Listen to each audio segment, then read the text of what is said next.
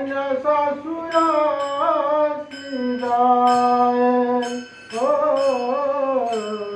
कन्या सासुरासी जाय जाय कन्या सासुरासी जाय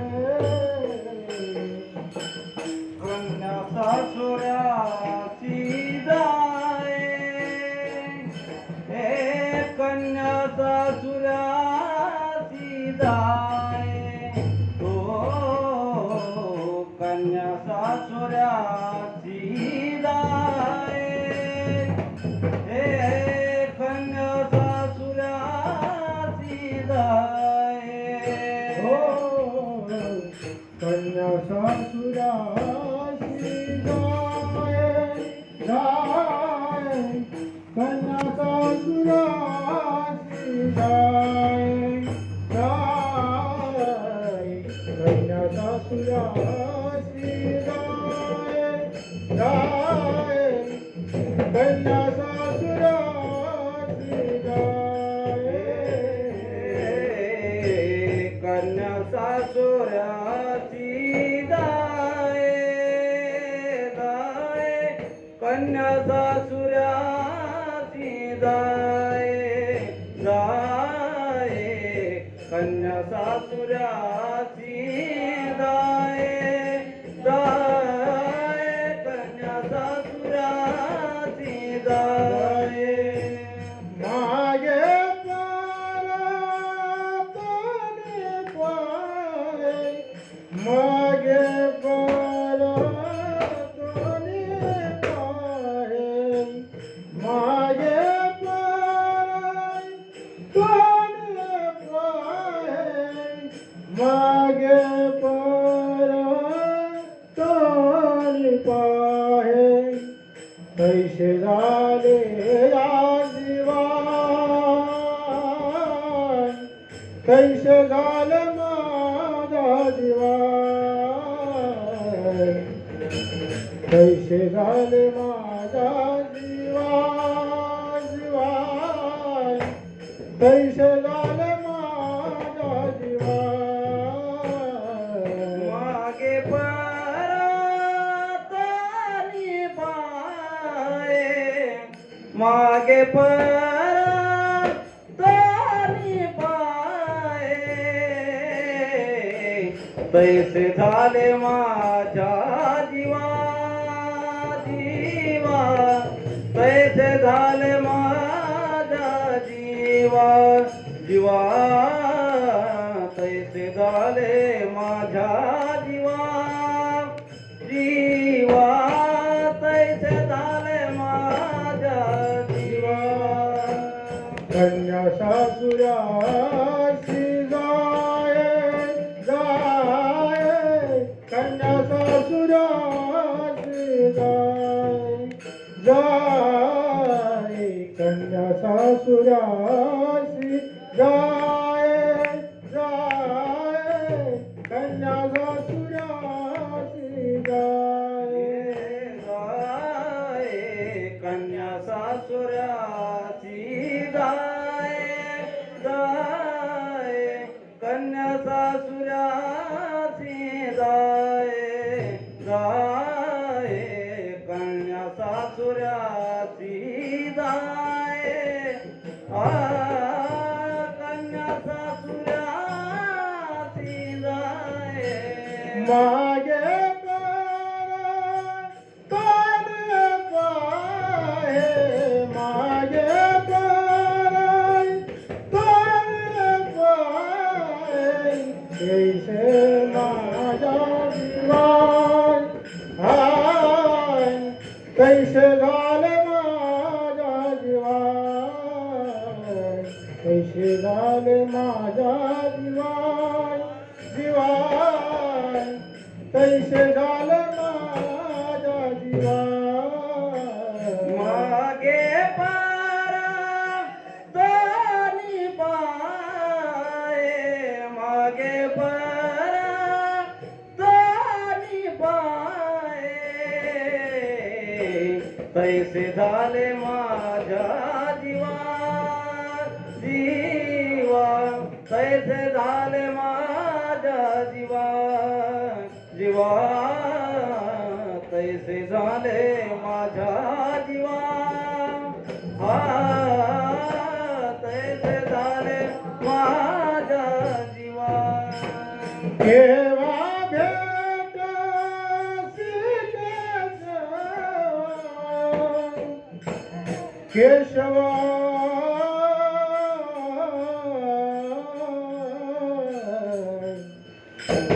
केशवा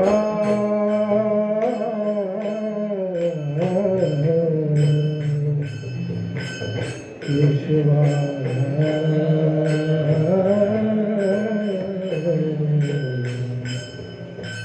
हे केशवा केशवा हे केशवा केशवा केव्हा भेट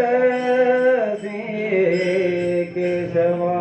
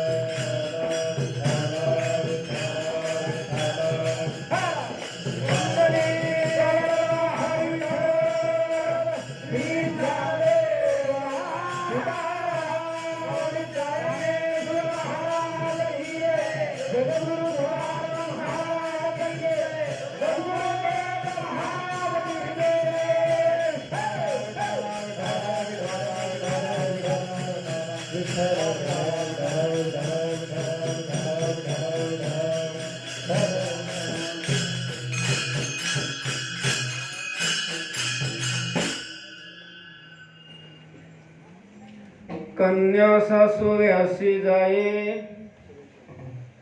कन्या सासू व्यासी जाये, मागे परतोनी पाहे, तैसे झाले माझ्या जीवा, केव्हा भेटसी केशवा. चुकलिया माय, चुकलिया माय बाळ हुरू पाहे, तैसे झाले माझ्या जीवा, केव्हा भेटसी केशवा.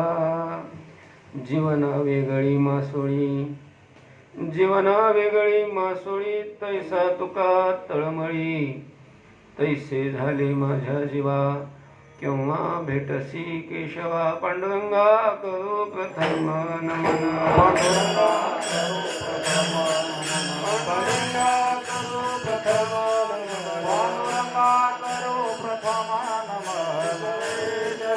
संताची दुसरे चरणा संताचिया, दुसरे चरणा संताचिया. त्यांच्या कृपा गाणे कथेचा विस्तार, कथेचा विस्तार, कृपा गाणे कथेचा विस्तार, कथेचा विस्तार. बाबाजी सद्गुरुदास तुका, बाबाजी सद्गुरुदास तुका.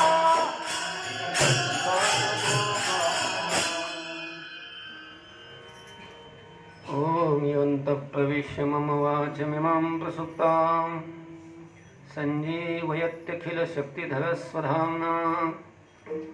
अन्यांश्च हस्तचरणश्रवणत्वगादीन् प्राणान् नमो भगवते पुरुषाय तुभ्यं. समचरणसरोजं सन्द्रनीलम्बुदाभं जगन्निहितपाणिं मण्डलं मण्डनानां. तरुणतुलसीमाला कंधरं कञ्जनेत्रं सदयधवलहासं विठ्ठलं चिन्तयामि. नमो ज्ञानेश्वर, नमो ज्ञानेश्वर. निवृत्ति सुपन्देवा मुक्ताबाई, नमो त्रिभुवन पावनी आद्यत्वय जननी. देवाची मस्तक माझा पायावरी, मस्तक माझा मस्तक माझा पायावरी, मस्तक माझा पायावरी. या वारकरी संतांच्या, या वारकरी संतांच्या, या वारकरी संतांच्या, या वारकरी संतांच्या, या वारकरी संतांच्या, या वारकरी संतांच्या. मस्तक माझा पायावरी, या वारकरी संतांच्या, वारकरी संतांच्या, या वारकरी संतांच्या. मस्तक पायावरी, या वारकरी संतांच्या, वारकरी संतांच्या, या वारकरी संतांच्या.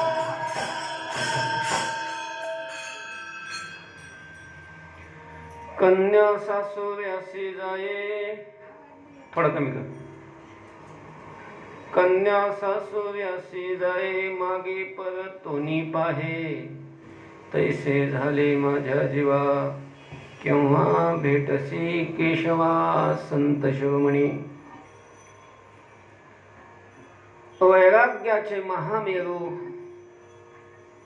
शिट्टी माराले. श्रीमंत श्री जगद्गुरु तुकोबाराय या अभंगातून पांडुरंगाला आपली अवस्था सांगतात. विठ्ठल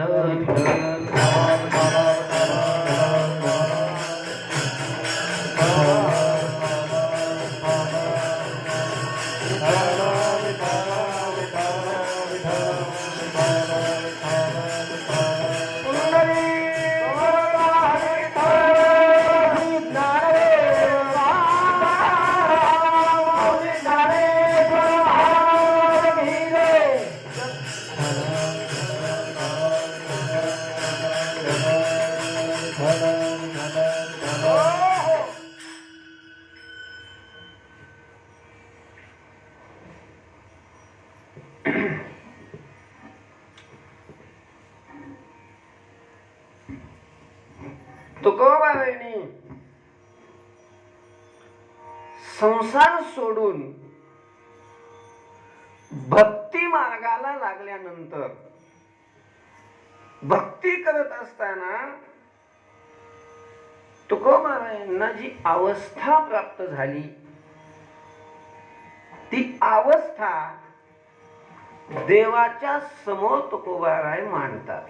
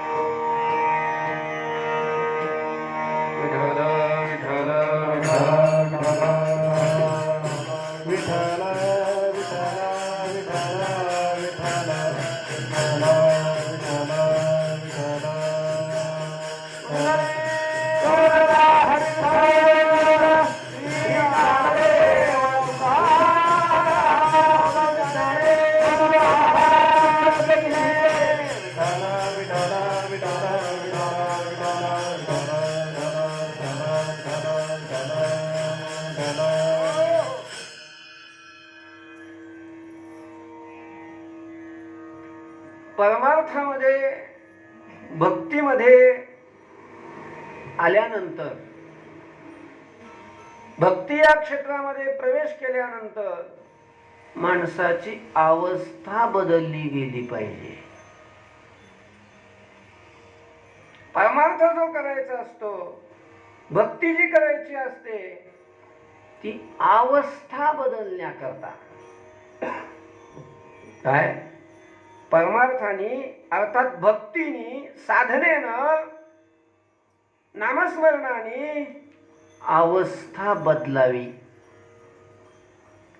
आणि त्या अवस्थेमध्ये आपल्या जर बदल घडत असेल तरच आपला परमार्थ आपली भक्ती ही योग्य दिशेनं चालली हे समजायचं. विठ्ठल विठ्ठल विठ्ठल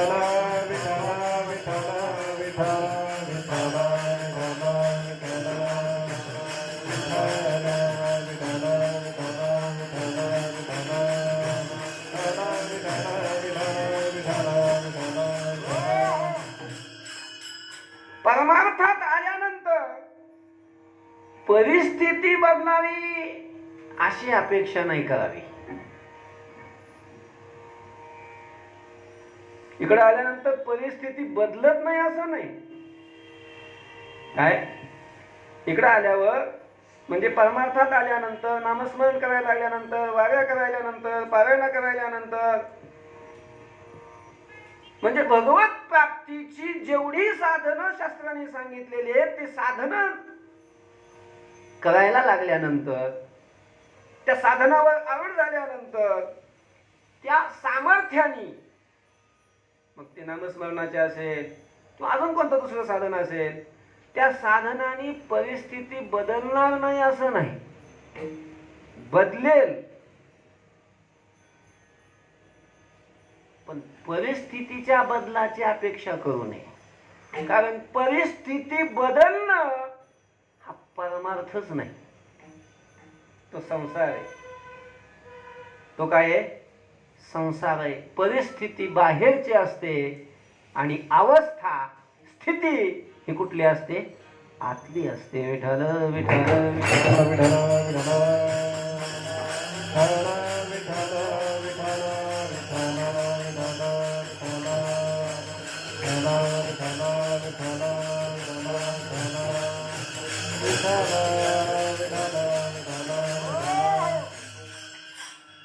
आणि म्हणून जर एखादा भक्ती करत असेल आणि त्या भक्ती करण्यामुळे जर त्याची परिस्थिती सुधारत असेल तर त्याची भक्ती चालू आहे पण ती भक्ती योग्य दिशेनं चालू नाही. भक्ती केल्यानंतर साधना केल्यानंतर त्या साधनेनं स्थिती बदलावी. म्हणजेच अवस्था बदलावी. ती अवस्था चित्ताची असते, स्थिती ही मनाची असते, अंतःकरणाची असते. ती बदलणं महत्वाचे. विठ्ठल विठ्ठल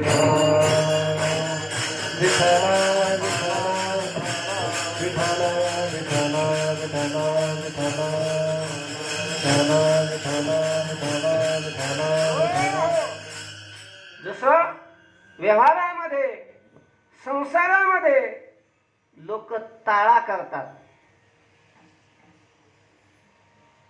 मग ते व्यापारी असतील, शेतकरी असेल, टाळा करावाच लागतो जीवनात.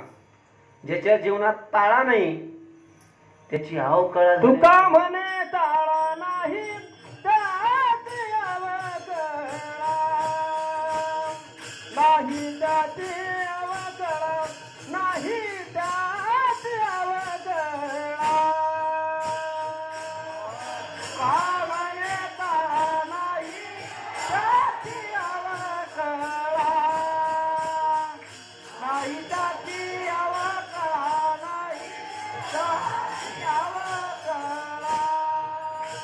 हे तुका म्हणे टाळा नाही त्याची अवकळा,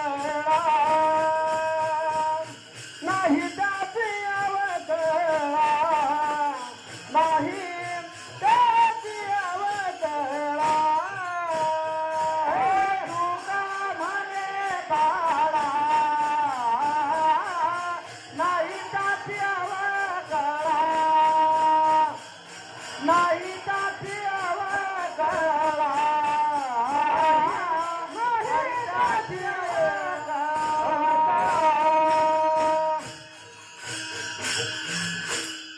तुका म्हणे टाळा. टाळा फार महत्वाचा आहे. टाळा नाही त्याची अवकाळा. तुकोबा म्हणे त्याची अवकाळा. आणि ज्याच्या जीवनात टाळा आहे, तुका म्हणे टाळा, त्याची अवकाळा नाही. विठ्ठल विठ्ठल विठ्ठल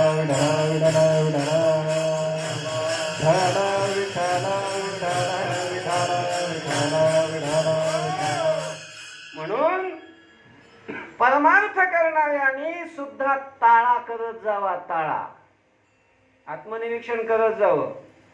आपण परमार्थात येण्याच्या अगोदर कसे होतो, म्हणजे बाहेरचं नाही बघायचं, आपली स्थिती पाहिजे. कसे होतो आपण, कशी धारणा होती आपली, काय निश्चय होता आपला, काय विचार होते आपले. आणि परमार्थ करायला लागल्यानंतर ते विचार बदलायला लागले की नाही, तो निश्चय बदलायला लागला की नाही, ती आपली अवस्था, आपली स्थिती बदलायला लागली की नाही, आणि बदलत असेल तर ती कशा स्वरूपात बदलू लागलेली आहे, हे प्रत्येकानं करायला पाहिजे. नाही तर मग परमार्थ करतो, भक्ती करतो, आणि ही ताळा जर नसेल तर कदाचित घाटात होण्याची शक्यता असते. आपण पहिले कुठं होतो आणि भक्तीला सुरुवात केल्यानंतर, परमार्थाला सुरुवात केल्यानंतर आता कुठं आलो, पुढं आलो का मागं गेलो, पुढं आलो तर किती आलो, अजून कुठपर्यंत जायचंय, हा जीवनामध्ये काय पाहिजे, हे विचार हा पाहिजेच ना. अर्थात परमार्थामध्ये हा विचार करत असताना आपल्या स्थितीचा विचार करावा लागत असतो. स्थितीचा, आपण कोणत्या स्थितीवर जीवन जगतोय. विठ्ठल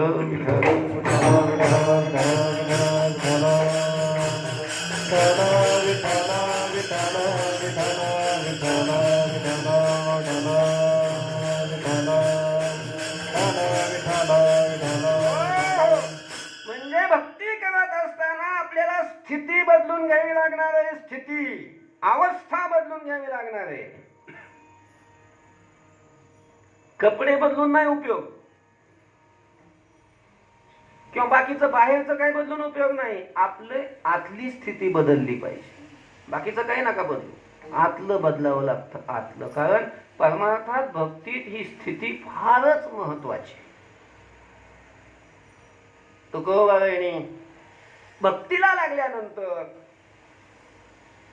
भक्तीची साधना खूप केल्यानंतर तुकोबारायांना जी स्थिती प्राप्त झाली, तुकोबारायांना जी अवस्था प्राप्त झाली, ती अवस्था स्वतःला प्राप्त झालेली अवस्था तुकोबारायांनी देवाच्या समोर मांडलेली आहे. देवाच्या समोर तुकोबाराय आपली अवस्था मांडतात. काय आहे, भक्ती करायला लागल्यानंतर काही अवस्था त्या भक्ताला प्राप्त होत असतात साधनेनी, आणि त्या अवस्था प्राप्त होत असतील तरच आपली भक्ती व्यवस्थित चालू आहे असं समजायचं. कोणत्या अवस्थेत? भक्तीतली आता आपण जी करतो नाही तर सामान्य भक्ती आहे,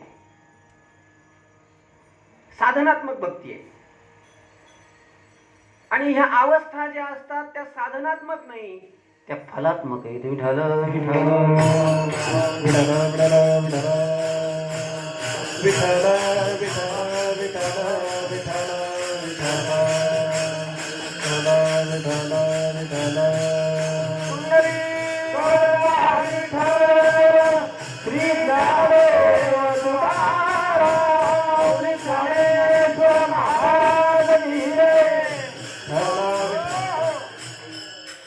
कीर्तन, भजन, नामस्मरण, पारायण, वारी, काय अजून तीर्थयात्रा, तपश्चर्या, हे जे साधन आहेत ना, हे बाहेरच आहे. अर्थात भक्तीचे मुख्य दोन प्रकार, एक साधनात्मक भक्ती आणि दुसरी साध्यरूपा भक्ती, म्हणजे फलात्मक भक्ती, फलस्वरूप असणारी भक्ती.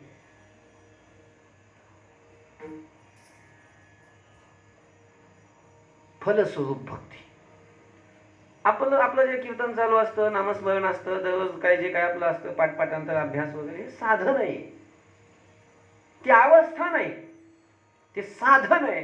अर्थात अवस्था प्राप्त होण्याकरता साधनाच करावी लागते. साधन करूनच अवस्था प्राप्त होत असते, साधना वाचून होत नाही. अर्थात ही आपली फारच, आपण अजून बालवाडीतच आहे. पण ही साधना जशी जशी जशी जशी वाढते, ती वाढल्यानंतर ज्या वेळेला साध्य प्राप्त व्हायला लागतं, त्यावेळेला मग चित्ताची अवस्था बदलते. चित्ताची अवस्था जर बदलायला लागली तर समजायचं आपण योग्य मार्गाने चाललोय. काय बदल होतो भक्तीमध्ये? भक्तीमध्ये पहिला बदल हा होतो की ही साधना करायला लागल्यानंतर या साधनेनं आपण ज्याचं नामस्मरण करतो, ज्याचं भजन करतो, ज्याची भक्ती करतो, ज्याची पूजा करतो, त्याच्याविषयीचं अंतःकरणामध्ये प्रेम निर्माण होतं. प्रेम आणि प्रेम ही खरी भक्ती आहे. नारद महर्षींनी भक्तिसूत्रामध्ये भक्तीचं स्वरूप सांगत असताना सांगितले 7 त्वस्मिन् परम प्रेम रूपा. भक्ती म्हणजे काय? ही साधनात्मक भक्ती आपण जी करतो ती साध्य स्वरूप असणारी खरी भक्तीचं स्वरूप हे आहे प्रेम. प्रेम ही भक्ती आहे. नाही म्हणले मग आमचं तर प्रेम आहे, म्हणजे कोणावर? बायकोवर. नाही, बायकोवरचं प्रेम, मेहुण्यावरचं प्रेम, मुलावरचं प्रेम, आईबापावरचं प्रेम, मित्रावरचं प्रेम, या प्रेमाला भक्ती नाहीत म्हणत. 7 त्वस्मिन् म्हटले, तू अस्मिन. अस्मिन म्हणजे या परमात्म्यावर प्रेम पाहिजे. त्या प्रेमाचा विषय परमात्मा पाहिजे. ज्या प्रेमाचा विषय परमात्मा आहे त्या प्रेमाला काय म्हटलं जातं? भक्ती म्हटलं जातं. भक्ती.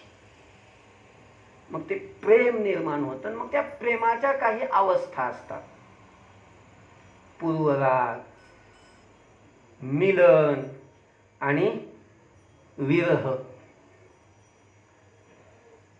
ह्या प्रेमातल्या अवस्था आहेत. म्हणजे साधनात्मक भक्तीनं प्रेमात्मक भक्ती, प्रेमरूपा भक्ती प्राप्त होते. प्रेमरूपा अंतःकरणामध्ये भक्ती प्राप्त झाली की त्याच्यामध्ये पुन्हा हे स्तर आहेत. पहिली त्या प्रेमाची अवस्था आहे पूर्वराग.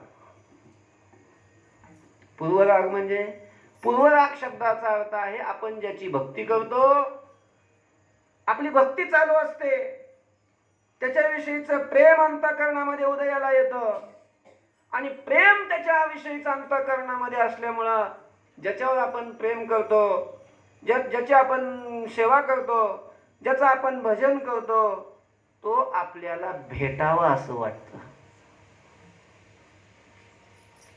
त्याच्या भेटीविषयीची आवड निर्माण होते, त्याच्या भेटीची तळमळ लागते. विठ्ठल विठ्ठल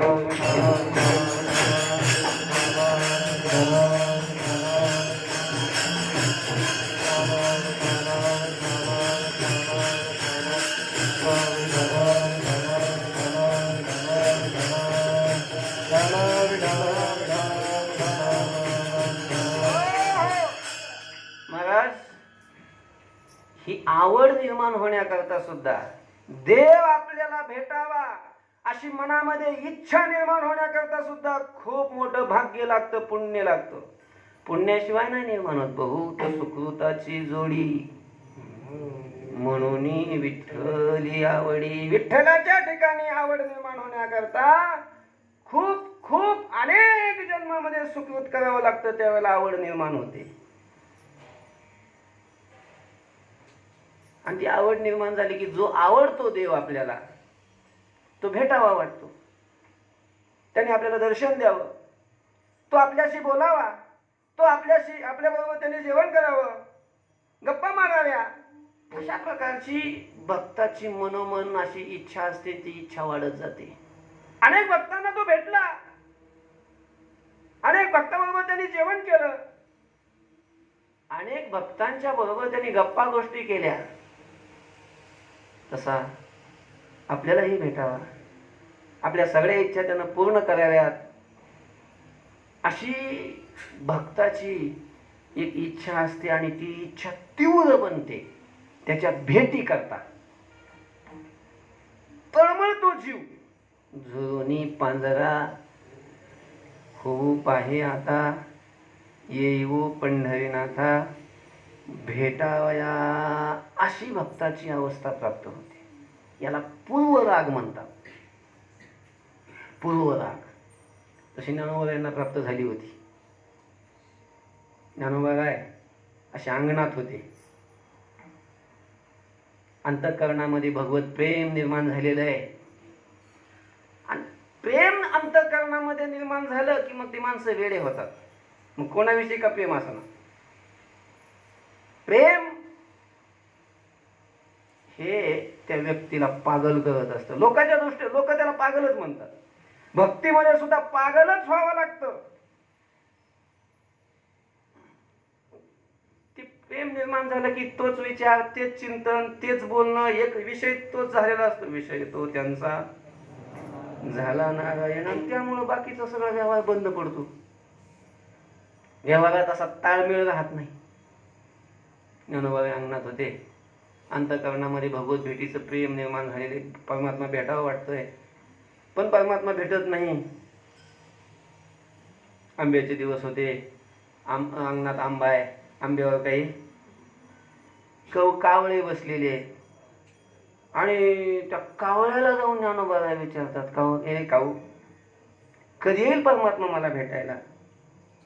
पहिलं तो गे काऊ कोकता आहे, शकून गे माये सांगत आहे, उडवे उडवे काऊ तुझे सोन्याने मडवीन पाहू, पाहुणे पंढरी राहू घरात येती. ए काऊ सांग ना, पाहुणा माझा पाहुणा असलेला पंढरीनाथ पांडुरंग परमात्मा तुम्हाला कधी भेटायला येईल? सांग ना.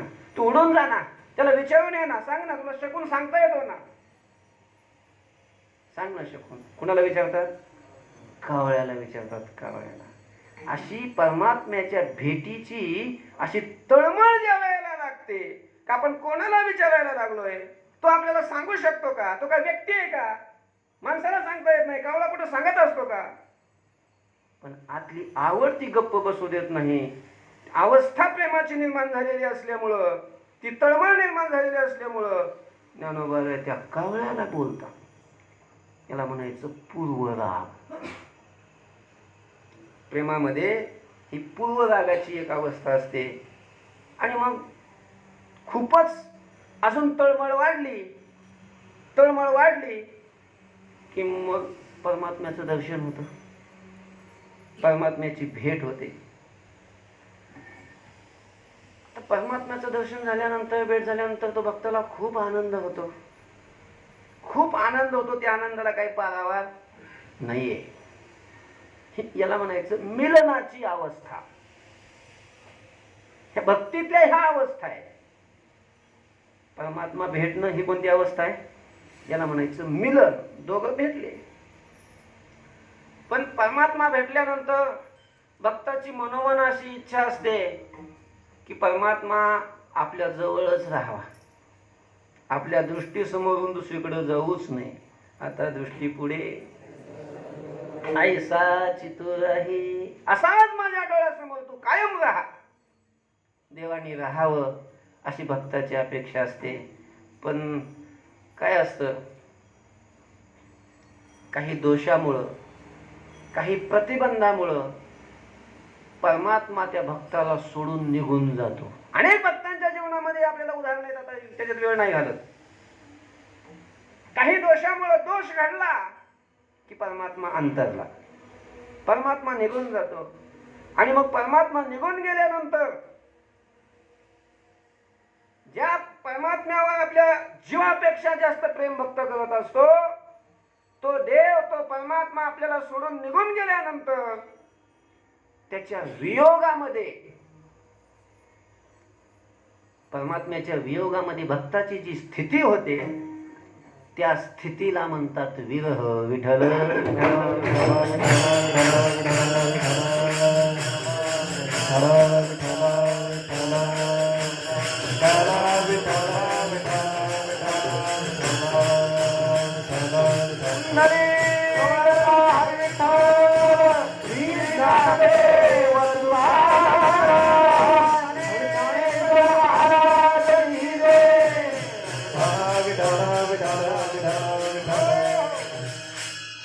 आणि महाराज, हा विरह फार भयंकर असतो. कधी कधी या विरहाने भक्त शरीराचा त्याग करतात, शरीर सोडतात, शरीराला हात धुवून बसतात. विरह सहन होत नाही. मुलगा नव्हता, राम नव्हता, त्याही वेळेला दशरथ दुःखी होता, पण दशरथ मेला नाही. पण राम भेटला, आणि ज्या वेळेला भेटलेला राम सोडून वनात गेला, त्यावेळेला तो विरह, तो वियोग दशरथाला सहन नाही झाला. प्राण सोडला त्यांनी, प्राण. ही जी भक्ताची अवस्था असते त्याला म्हणतात विरह. आणि ही विरहाची अवस्था म्हणजे परमार्थातली सर्वोच्च अशा प्रकारची भक्तीतली ही अवस्था आहे. विठ्ठल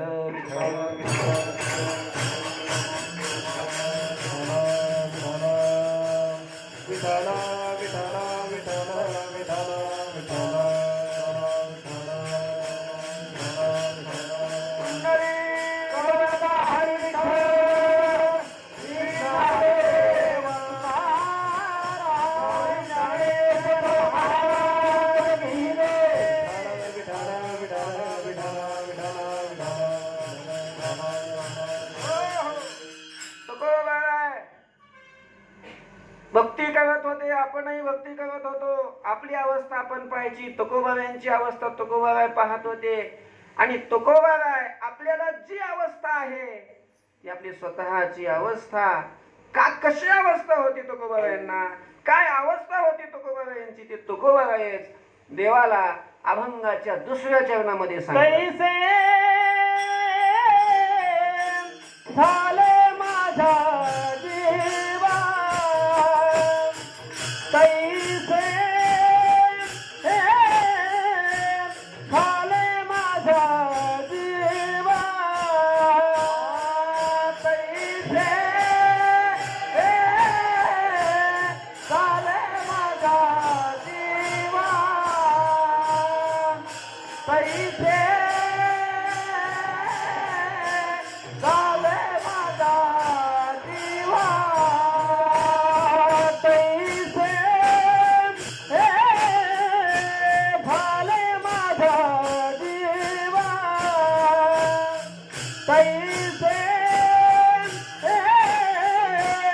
झाले माझा जीवा तैसे झाले माझा जीवा तैसे झाले माझा जीवा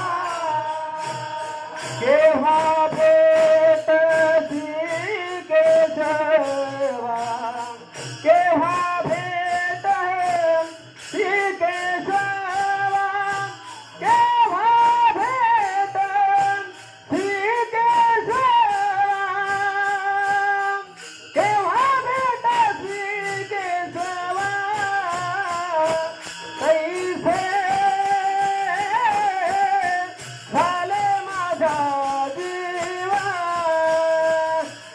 कैसे झाले माझा जीवा केव्हा भेट केशवा केव्हा भेट केशवा केव्हा भेट केशवा केव्हा भेट केशवा कैसे झाले माझा जीवा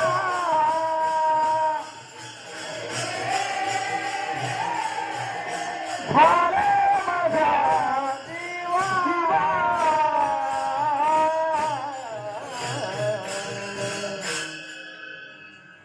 तैसे झाले माझ्या जीवा केव्हा भेटसी केशवा.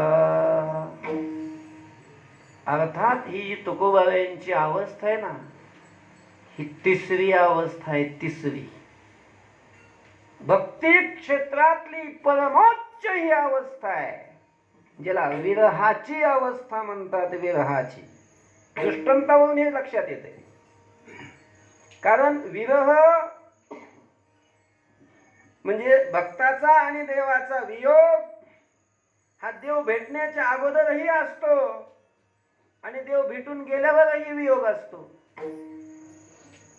पण अभंगातली जी भाषा आहे त्या भाषेवरून हे लक्षात येत आहे की तुकोबारायांना देव भेटलेला आहे आणि भेटून दूर गेलेला आहे. येईल लक्षात नंतर दृष्टांत पाहिल्यानंतर. काय अवस्था आहे तुकोबारायांची. तुकोबाराय म्हणतात, देवा पांडुरंगा, हे केशवा, माझी अशी स्थिती झालेली आहे. तैसे झाले माझ्या जीवा माझ्या जीवा तैसे झाले. माझं तसं झालेलं आहे देवा. कसं. केव्हा भेटसी, तू मला कधी भेटशील असं झालेलं आहे. असं झालेलं आहे. तू केव्हा भेटशील. देवाच्या भेटीविषयी तुकोबारायांना तळमळ लागलेली आहे. महाराज परमार्थात आहे ना, ही तळमळ लागावी लागते. आपण किती ग्रंथ पाठ केले ते महत्वाचं नाही. आपल्याला देवाच्या दर्शनाची, देवाच्या भेटीची तळमळ किती हे महत्वाचं आहे. किती पारायण केले यालाही महत्व नाही, किती वाऱ्या केल्या यालाही महत्व नाही. अर्थात ते वाऱ्या करू नये, पाठांतर करू नये असं नाही माझा भाव म्हणण्याचा. पण म्हणण्याचा भाव हा आहे की देवाच्या भेटीची तळमळ जर नसेल तर बाकीचं सगळं व्यर्थ आहे. तळमळ लागल्याशिवाय देव भेटत नाही. तळमळ लागली की देव लांब नाही, जवळच आहे. जवळी असता जगजीवन का धांडोळी शिवन.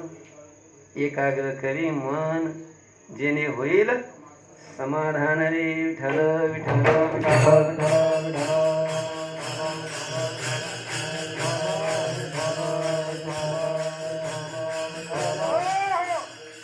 तळमळ लागावी लागते. तळमळ देवाच्या भेटीची.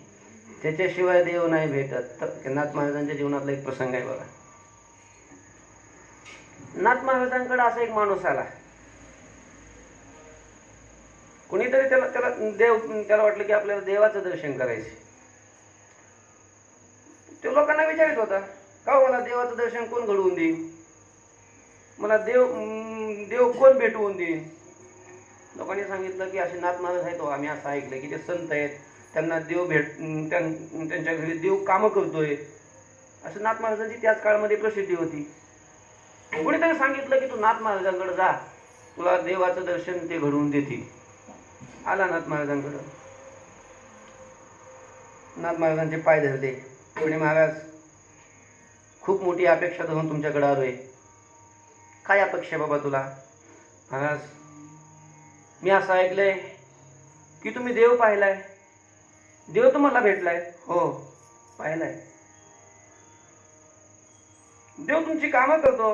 हो, केलीत त्यांनी कामं. माझी अशी अपेक्षा आहे की तुम्ही मला एकदा त्याचं दर्शन घडवून द्या. देईन म्हणे, दे. आणि मग तो नाथ महाराज दर्शन घडवून देते. मग त्याने सांगितलं किंवा देन दर्शन घडवून देन, असं थोडा वेळ जाऊ दे. आणि मग नाथ महाराजांच्या घरीच राहिला. तो काही बिना लग्नाचा नव्हता. लग्न केलेलं होतं, बायका मुलं होते, सगळे सोडून देवाच्या दर्शनासाठी आला. तरी नाथ महाराज जवळ राहिला. नाथ महाराज दररोज प्रवचन करायचे मंदिरात. आता घरातच मंदिर, भरपूर लोक यायचे सेवन करण्याकरता. दररोज प्रवचन असायचं. आता याला नाथ महाराज श्रीमंतही खूप होते. सकाळी नाश्ता, दुपारी जेवण, पुरणपोळीचं नैवेद्य असायचं देवाला. मग ते देवाला तेच आपल्याला, आणि तेच मग सोबतच्या माणसांना. समर्थाच्या घरी असे वेगवेगळं नसतं. तळेल्यावरिल्या एकची पक्वान्न, सगळ्यांना तेच. पुरणाची पोळी रोज. आणि मग काय नुसतं पुरणाची पोळी दाबून हाणायचं, नुसतं झोपा घ्यायचा ना. पाठ सुरू झालेला आणि प्रवचन सुरू झाले तर माहित व्हायचं नाही.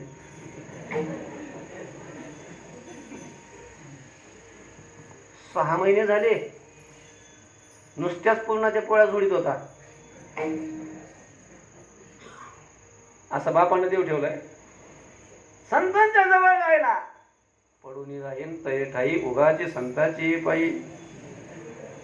आणि नुसत्या पुरणाच्या पोळ्या खाल्ल्या. मग एका दिवशी विचार केला असं एकट्याने बसून, काय नाथ महाराज आहे तो, आपल्याला म्हटले की तुला देव दाखवीन, मला काही देव दाखवायला तयारच नाही. ते नावच घेणं देव दाखवायचं. किती दिवस राहायचं त्यांच्याजवळ? आपल्याला काय घरी काय खायला मिळत नव्हतं? त्यांच्याकडे काय खायला आपण आलो? खायला येत असतात आश्रमात, घरी खायला मिळत नसते. स्वाभिमान थोडासा जागा झाला ना, कशासाठी आलो आपण? मग नाथ महाराजांना एका दिवशी अडवलं त्यांनी. अहो महाराज म्हटले, तुम्ही म्हटले होते ना देव दाखवीन, किती दिवस राहायचं आम्ही तुमच्याजवळ? दाखवा ना देव मला. दाखवणार की नाही ते तरी सांगा. अरे हो म्हणे, माझ्या लक्षातच नव्हतं की तुला देव दाखवायचा आहे. ठीक आहे, दाखवतो म्हटले. पण अरे म्हणे, देव दाखवायला आपल्याकडे कसं आहे म्हणे की त्याला मुहूर्त असावा लागतो, मुहूर्त. आणि आज मुहूर्त नाही. मग कधी आहे मुहूर्त? उद्या सकाळी. सकाळी कधी? सूर्योदयाच्या वेळेला दाखवणार हो. कुठं? पण इथं नाही, मग घरी नाही. मग तुला माझ्याबरोबर स्नानाला यावं लागेल. गंगेमध्ये स्नान करायचं, म्हणजे गोदावरीमध्ये स्नान करायचं, पवित्र व्हायचं. पवित्र झाला की तुला मी काय करते तस देव दाखवीन. त्याला बरं वाटलं, आनंद वाटला त्याला. आणि मग नाथ महाराजाबरोबर स्नानाला गेला सकाळी. मग हा बाजूलाच उभा. हा नाथ महाराज मध्ये कमरे इतक्या पाण्यात गेले, बेंबी इतक्या, नाभी इतक्या पाण्यात स्नान करावं असं शास्त्राचा विधी आहे. बुडी मारली. नाथ महाराजांनी स्नान झालं. ये ना म्हणे, तू पण ये ना. तो नाथ महाराजांच्या जवळ आला. अजून थोडं पुढे ये म्हणे. असं पुढं बोलवून घेतलं आणि कर स्नान, मार बुडी. मारली बुडी. दाखवा म्हणे महाराज देव.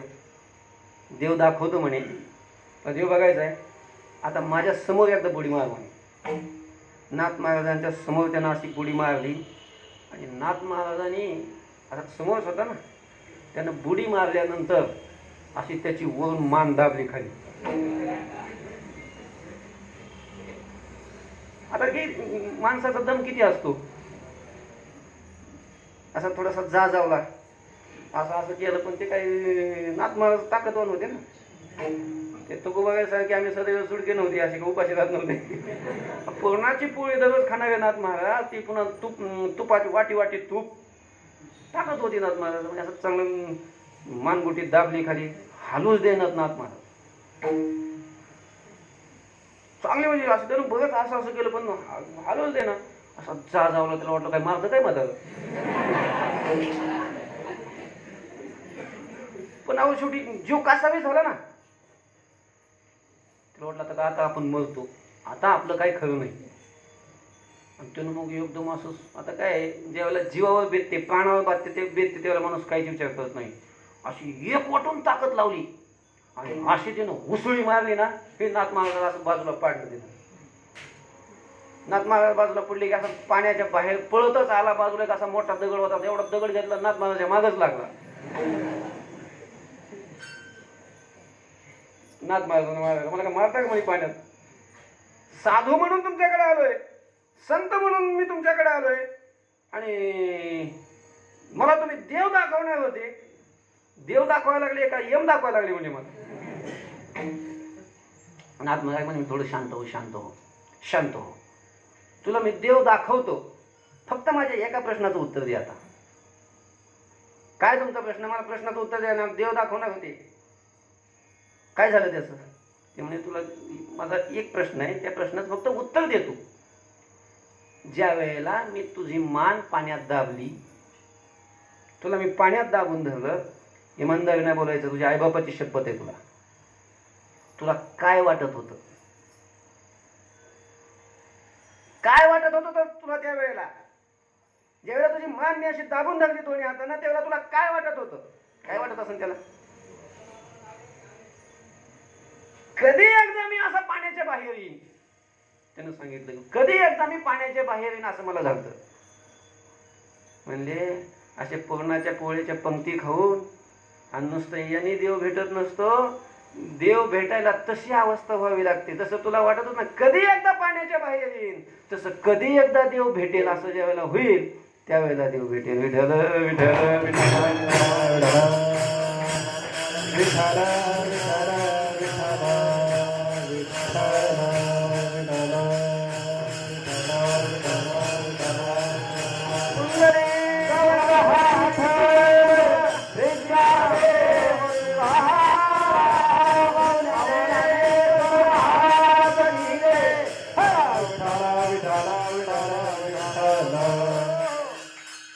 तुकोबा म्हणता, देवा केशवा, माझी तशी अवस्था झाली, तैसे झाले माझ्या जीवा.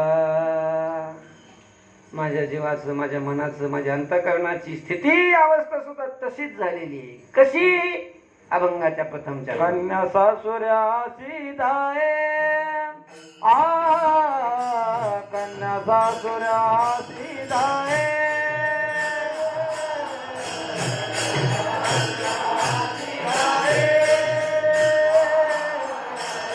कन्या सासुऱ्याची दाये, मागे पार तोनी पाये, मागे पार तोनी पाये, पैसे झाले माझ्या जीवा, पैसे झाले माझ्या जीवा, मागे पार तोनी पाहे, मागे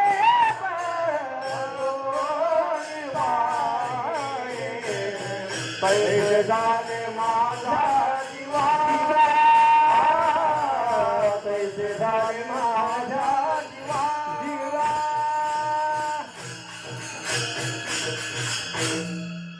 तैसे झाले माझ्या जीवा, कैसे? कन्या सासुऱ्याशी जाये, मागे परतोनी पाहे. ज्या वेळेला मुलीचा विवाह होतो आणि विवाह झाल्याच्या नंतर ती सासरला ज्या वेळेला जाते किंवा निघते, ज्या वेळेला सगळे बोळवण करतात, आलेले असतात बोळवण करायला, वाटा लावायला, आईबापाला ज्यावेळेला ती सोडून निघते त्यावेळेला तिची जशी अवस्था असते, पुन्हा पुन्हा काय करत असते, पाठीमागं फिरून पाहत असते.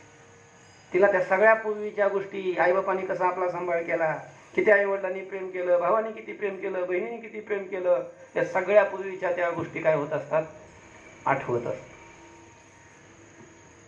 आणि त्या गोष्टी आठवून तिचा कंठ दाटून येत असतो. ती रडत असते आणि पुन्हा पुन्हा पुन्हा पुन्हा ती गाडी पुढे चालत असते आणि ही पाठीमागं वळून पाहत असते. तुकोबा म्हणतात, देवा केशवा, माझं सुद्धा तसंच झाले. कन्या सासूयाशी जाये, मागे परतुनी पाहे. तसं झालंय देवा. मग या उदाहरणावरून हे लक्षात येतं, या दृष्टांतावरून, की तुकोबाबांना देव भेटलेले आहेत आणि एक तर तुकोबाबाई सोडून गेलेले आहेत किंवा देव सोडून गेलेला आहे. आणि तशी मग तुकोबाबाईंची अवस्था झाली त्या लेकीसारखी, त्या कन्येसारखी. म्हणून ही विरहाची अवस्था आहे, पूर्वरागाची नाही. विठ्ठल विठ्ठल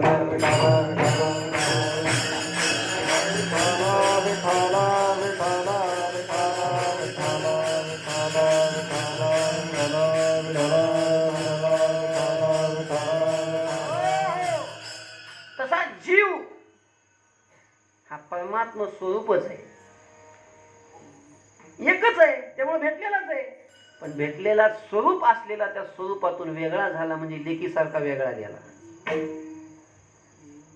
आपण सगळे त्याच्यापासूनच झालो, त्याच्याच अंश आहे आपण. ममैवांशो जीवलोके जीवभूत सनातन, हा त्याच्यापासूनच आपण झालो. म्हणजे आपले परमात्मा हा आपला बाप आहे, परमात्मा आपली आई आहे, परमात्मा आपलं माहेर आहे. पंढरपूर आपलं माहेर आहे. पंढरपूरला जातो म्हणजे कुठं जातो, माहेरला जातो. माहेरला जातो म्हणजे कुठं जातो, आईबापाकडे जातो. पांडुरंग परमात्मा आहे, विश्वाचा जनिता, सगळ्या जगाचा आई बाप तोच आहे. मग तुकोबाबांचाही तोच आहे, आपलाही तोच आहे. आणि त्याच्यापासून आपण वेगळे झालो. तो परमात्मा आहे, सच्चिदानंद आहे, व्यापक आहे. आणि त्याच्यातून आपण अंश रूपाने वेगळे पडलो म्हणजे आपला वियोग झाला. म्हणजेच विरहाची ही अवस्था आहे. जशी ती कन्या पुन्हा पुन्हा परत पाहते, पुन्हा आईबापांना भेटावं वाटतं, तसं तुकोबाबाई म्हणतात की माझी तशी अवस्था झाली. तैसे झाले माझ्या जीवा किंवा भेटशी केशवा. किंवा दुसरं उदाहरण देतात, चुकली या माय बाळ हुरू हुरू पाहे. एखादी माऊली लेकराला घेऊन, बाळाला घेऊन बाजारात गेलेली असावी, किंवा समजा पंढरपूरला गेलेली आहे, यात्रा खूप भरलेली आषाढीची, आणि त्या आषाढीमध्ये एकादशीचा दिवस आणि परिक्रमा करायला निघाले. ते दिंडीचा जोर आला तिकडून, ते हातात धरलेलं पोरगं गेलं निसटून तिकडं, हे इकडं ते तिकडं. आता कुठं सापडायचं ते एवढ्या ह्याच्यात. आणि मग अशी आईची आणि बाळाची लेकराची ताटाटूट झाल्यानंतर ही गर्दी, ती कुणीच ओळखीचं नाही, नवीन ते पोरगं लहान मूल, आणि मग त्याला आई दिसत नाही. आणि मग त्याची जशी अवस्था होते आई वाचून, त्याला काय वाटतं असतं, आई भेटावी. आई दिसत नाही. मग कोणाला विचारतं, माझी आई पाहिली का, आई पाहिली का, आई पाहिली का, हो माझी आई पाहिली का. त्यांना काय माहिती हिची आई कोण आहे. आता नुसतं असं हुरू हुरू हुरू हुरू नुसतं कोणीकडं पाहतं. कोणतीही बाई दिसली, तशी साडी दिसली की तिकडे पळत, ती दुसरीच बाई निघते. तुकोबाबाई म्हणतात, त्या लेकराची जशी अवस्था होते, देवा तुझ्या भेटीसाठी माझी तशी अवस्था झालेली. चुकली या माय बाळ हुरू हुरू पाहे. आणि अजून एक दृष्टांत दिला तुकोबाबाईंनी, जीवना वेगळी मासोळी तैसा तुका तळमळी. जसं जीवन म्हणजे पाणी, पाण्यातून काढलेली मासोळी. म्हणजे पाण्यातून जर मासा बाजूला काढला तर पाण्यामध्ये जाण्याकरता जसा तडपडतो, जशी तळमळ करतो, तसं तुकोबाबाई म्हणतात की तुझ्यापासून वेगळा झालेलो मी तुला भेटण्याकरता तसा तळमळतोय. जीवना वेगळी मासोळी तैसा तुका तळमळी, तैसे झाले माझ्या जीवा. केशवा आता केव्हा भेटशील गे तुम्हाला, कुठं भेटशील मला, कुठं दर्शन देशील मला, कधी दर्शन देशील मला, तैसे झाले माझ्या जीवा केव्हा भेटसी केशव विठोबार कुमारी.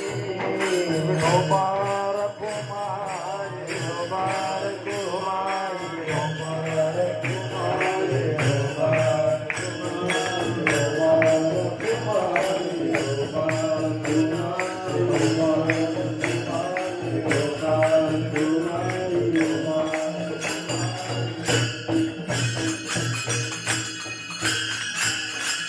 झालेली सेवा आपण नरेश परमात्म्याच्या चरणी गुरुवर्यांच्या चरणी समर्पित करून सेवेला पूर्ण विराम देऊया. तरी निवडते पुरते अलिकते सरते करुणी घ्यावे तुमचे विनमित्व असे ज्ञानेश्वर महामुनी.